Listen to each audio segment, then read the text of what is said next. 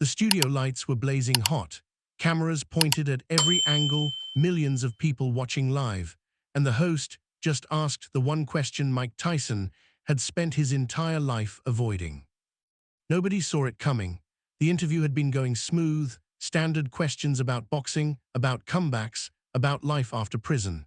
Mike was relaxed, leaning back in his chair, answering everything with that calm energy he'd developed over the years. But then the host leaned forward, looked Mike dead in the eyes, and said 5 words that changed everything. "What's your darkest secret, Mike?" The studio went silent. Not the comfortable kind of silence, but the kind where everyone knows something massive just happened and nobody knows what comes next. Mike's face froze. His smile disappeared. For 10 full seconds, he didn't move, didn't blink, just stared at the host like he was deciding whether to walk off the set or answer the question.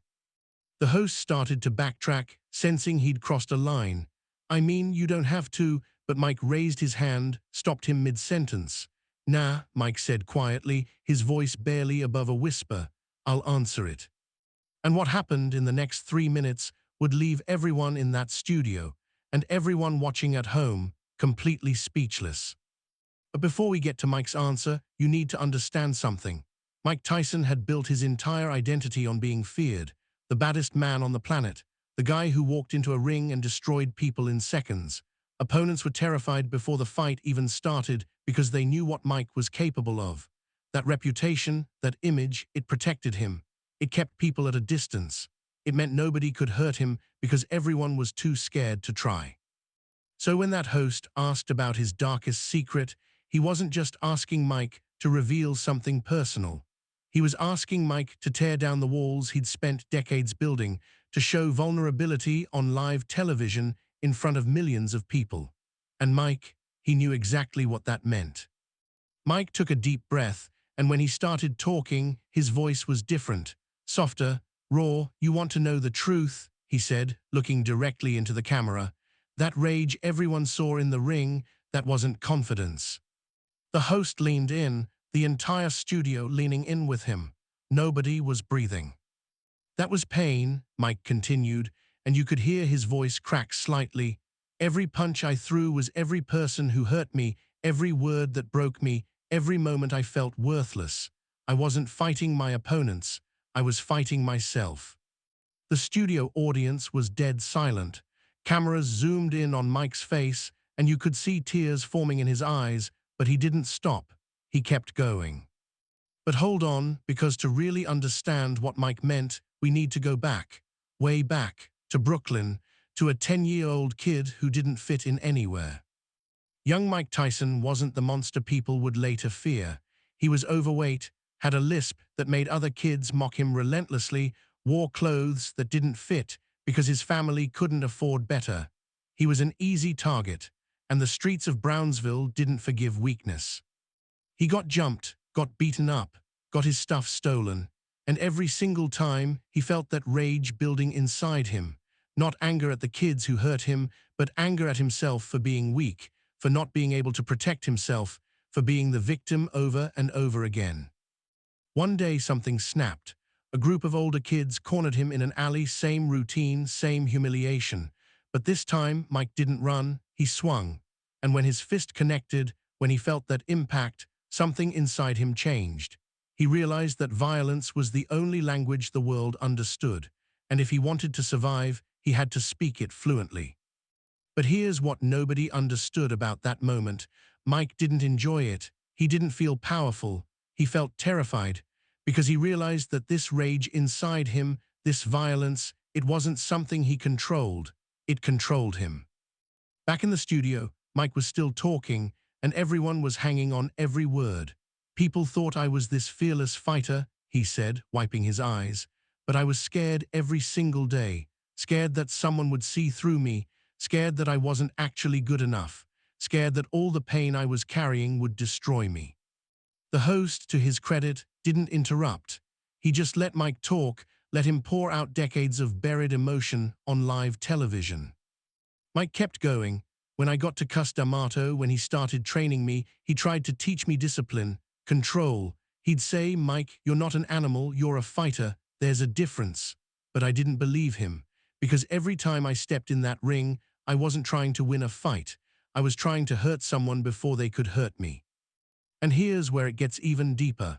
Mike started describing specific fights, specific moments where he could see the fear in his opponent's eyes, and instead of feeling powerful, he felt empty. Because hurting people didn't heal his pain, it just created more.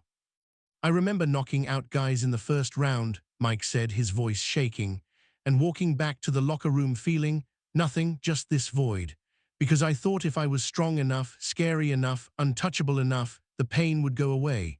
But it never did. It just got worse. The camera cut to the studio audience. People were crying, not because they felt sorry for Mike, but because they recognized something in his words. That pain, that feeling of fighting yourself, of being at war with who you are, that's universal. Everyone's felt it. But wait, because Mike wasn't done. He took another breath and said something that hit even harder. The worst part, I hurt people I loved. My wives, my kids, my friends, because I didn't know how to love without destroying. I didn't know how to be close to someone without pushing them away. That rage I carried in the ring, I brought it home, and it cost me everything. The host's eyes were watering now too. He tried to speak, tried to say something comforting, but Mike shook his head. I'm not looking for sympathy, Mike said firmly. I'm just answering your question. You asked for my darkest secret. This is it. I spent my whole life fighting the wrong enemy. The studio was absolutely silent. You could hear the cameras adjusting, the lights humming, but nobody spoke. Mike continued, and this is where it got truly powerful. Every person who ever hurt me, every bully, every kid who made fun of my lisp, every system that failed me, I carried them into the ring with me. And I punished my opponents for what those people did. But you know what? It didn't change anything. Those people still hurt me. That pain was still there. All I did was spread it around. He paused, looked down at his hands, those same hands that had knocked out some of the greatest fighters in history. These hands, he said quietly, they've done incredible things. Championship belts, records, moments people still talk about. But they've also done terrible things, and I have to live with both. The host finally spoke, his voice gentle. Mike, what changed? Because the man I'm talking to right now, he's not that same person. Mike nodded slowly. Prison changed me, not because of the punishment, but because it forced me to stop running. No distractions, no fame, no fights, just me and my thoughts. And I had to face everything I'd been avoiding my whole life. The pain, the anger, the fear, all of it. And here's what Mike said next that left everyone absolutely frozen. I realized something in that cell. The person I hated most, the person I was really fighting all those years, wasn't my opponents. It was me. I hated who I was. I hated where I came from. I hated that I needed people but didn't know how to trust them. And all that hate, all that self-destruction, I just channeled it into violence because that was the only thing I knew how to do. The audience was completely silent, processing what they were hearing. This wasn't just a confession. This was a man tearing himself open on live television, showing the world the wounds he'd kept hidden for decades. Mike looked directly into the camera again. So if you're out there and you're carrying pain, if you're angry all the time and you don't know why, if you're hurting people you love because you don't know how to deal with what's inside you, I'm telling you right now, that's not strength. That's not power. That's just pain you haven't dealt with, and it will destroy you if you let it. The host was openly crying now, not even trying to hide it. Mike, thank you, he said, his voice breaking. Thank you for being that honest. But Mike shook his head. Don't thank me, because here's the thing most people don't understand. I'm still fighting that fight every single day. The difference is now I know who the real opponent is. It's not some guy in a ring. It's the voice in my head that tells me I'm not good enough. It's the anger that wants to come out when things get hard. It's the pain that never fully goes away. He paused, and when he spoke again, his voice was stronger, more resolved. But I'm not running from it anymore. I'm facing it, and that's the only fight that matters. The interview ended shortly after that, but the impact lasted for days. Clips went viral. News outlets covered it. Mental health organizations praised Mike for his honesty. And most importantly, people reached out, thousands of them, saying that Mike's words had helped them understand their own pain, their own anger, their own struggles. Because that's the power of truth. When someone stands up and says, I'm broken, I'm struggling, I'm not perfect, it gives everyone else permission to do the same. And Mike Tyson, the baddest man on the planet, the guy everyone feared, he gave millions of people that permission with one honest answer to one difficult question. So when you watch that clip, when you see Mike's face as he's talking, remember this. The strongest thing he ever did wasn't knocking out an opponent in 8 seconds. It was admitting on live television that the real fight was never in the ring. It was always inside himself. And that fight, that's the one that actually matters. That's the one that defines who you really are when the cameras stop rolling and the crowd goes home and you're left alone with your thoughts. Mike Tyson's darkest secret wasn't that he was violent. It was that the violence was never about power. It was about pain.